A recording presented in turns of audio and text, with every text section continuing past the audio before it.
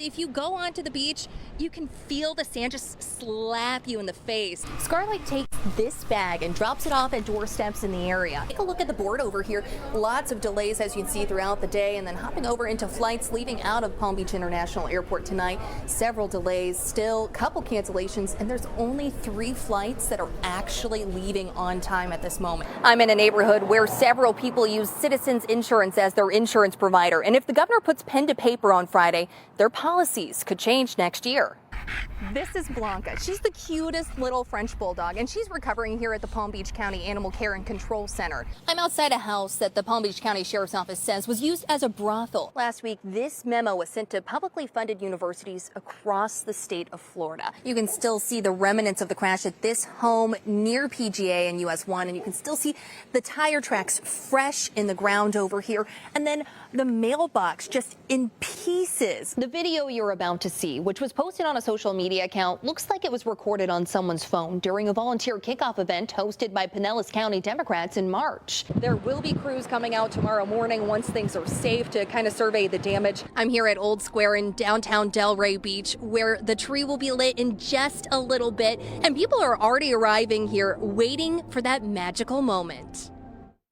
A beloved tradition dating back almost 30 years. The Delray Beach tree lighting brings in people from all over to welcome in the holidays. It'll be fun to watch it get lit up. We've never actually seen it being lit, so we're excited about that. It's tough for us to get in the Christmas spirit when it's so gorgeous outside, so we're really looking forward to it. However, lighting the 100-foot Christmas tree is no easy task. The Downtown Development Authority says it takes a lot of volunteers. Thousands of man-hours come in and contributed and donated as service to our community to build the celebration for all of our residents and visitors that are here. CBS 12 News even went inside the tree, where you can get an up-close look at all the festive displays local businesses put together. The Parks and Recreation Department says it's all part of the holiday atmosphere. The lights, food, music, and of course, Santa. Santa Claus is coming to town.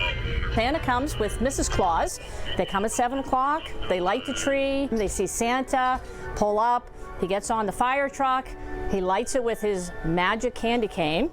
He comes down, he greets everybody. It's an event locals and newcomers can enjoy. That's going to be a blast. It's something to look forward to. This is our first year attending the tree lighting, so we're really excited. We're looking forward to a nice family fun-filled event.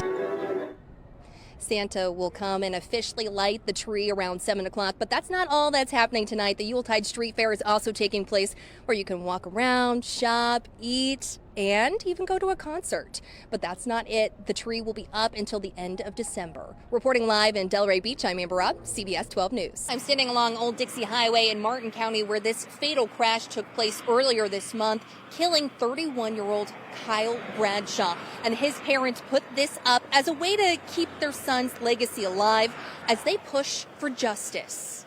It wasn't his first, second, or even third DUI. According to investigators, 57-year-old Michael Holder received his 4th DUI after driving drunk, causing a deadly crash back on December 6th. The Martin County Sheriff's Office says their goal is to keep people like Holder off the road.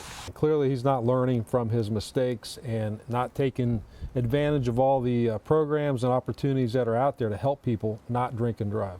According to Florida Highway Patrol, Holder was driving on Old Dixie Highway near Southeast Grafton Avenue when he crossed the center lane, sideswiped a car, and hit the Cadillac that 31-year-old Kyle Bradshaw was driving, head on, killing him. Holder received 3 DUIs prior to this incident, one in Texas in 1993, one in Florida in 2010, and one in Illinois in 2013 while his license was still revoked. Lawyer Gary Lesser says the law allows those who are repeat offenders to get back on the road. The fact that after his 3rd DUI, he was able to go back and have a valid driver's license is just absolutely ridiculous, given his significant history of accidents and DUI. When you have a DUI, you lose your license if you're adjudicated guilty. That's happened 3 times. And then he gets his license back the 4th time, and now someone is dead. It's a tragedy, and it was completely avoidable. According to the arrest report, Holder's blood alcohol level was almost triple the legal limit. It's 2022. There's so many different ride options, Lyft, Uber, old school taxis. There's so many different ways to get a ride home from wherever you're drinking. This is inexcusable. Lesser says incidents like this are part of a troubling trend. This is not the first time I've seen this. People who are serious alcoholics who have lost control of their life and decision making and don't necessarily worry anymore about the consequences of their actions.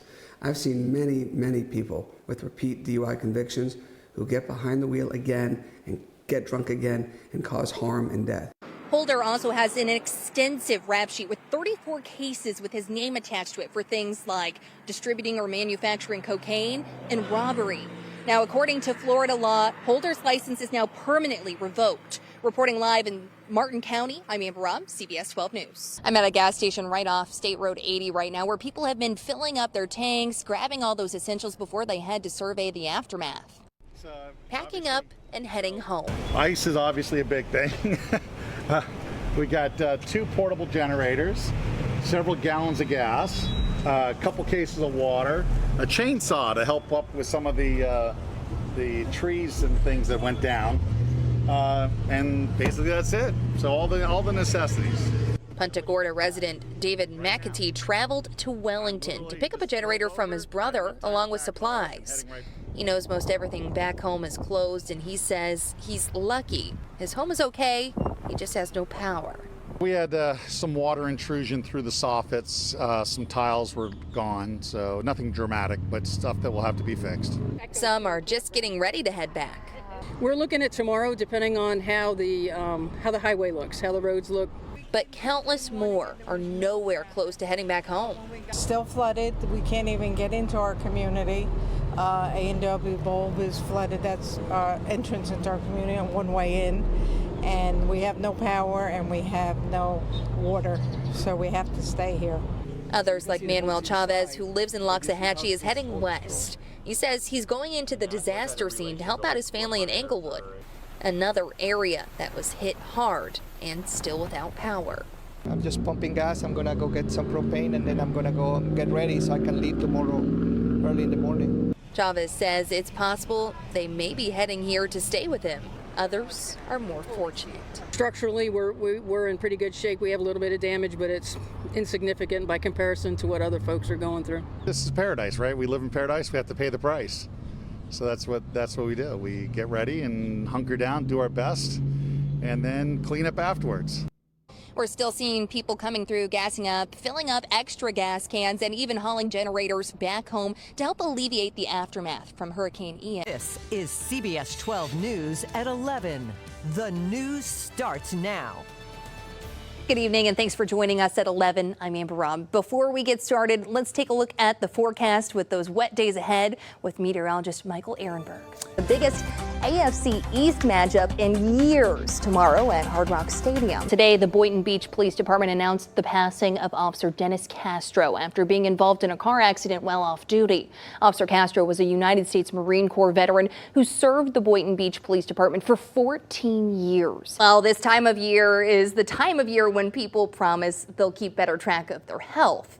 But why is it that so many of us struggle to follow through with our New Year's goals? Breaking news coming out of Washington. Democrats have retained control of the Senate after CBS and AP project Catherine Cortez Masto the winner of the Nevada race. This after a win from Democratic incumbent Senator Mark Kelly in Arizona. It's the final weekend before Election Day, and the two candidates for governor are making their way across the Sunshine State, making one final push before voters head to the polls. Two people are behind bars in Indian River County after an argument over drugs and sex resulted in a shooting. Deputies say the dispute was between these two men, 64-year-old Mark Peruzzi and 46-year-old Jason Nesbitt. Continuing our coverage of heroes who served our country, 80-year-old Navy veteran Kenneth Jerry used to visit the Veterans Park almost every day, but when his mobility scooter broke, he stopped going. Then, when a stranger helped him get a new one, he decided to pay it forward to help other veterans across the U.S. Steve Hartman is on the road with more on this heroic story. Hurricane Ian has become a post-tropical cyclone, and it continues to weaken across southern Virginia. But the cleanup continues all across Florida. Our meteorologist Michael Ehrenberg joins us with more on tracking Ian. Right now, there are over 2.5 million concealed carry permits in the state, and that's a 200,000 increase from last year. 1 in 9 Palm Beach County residents have a concealed carry permit. Thanks for joining us on this Saturday night. Remember, the news is always on at CBS12.com. And also be sure to join us tomorrow morning starting at 6 a.m.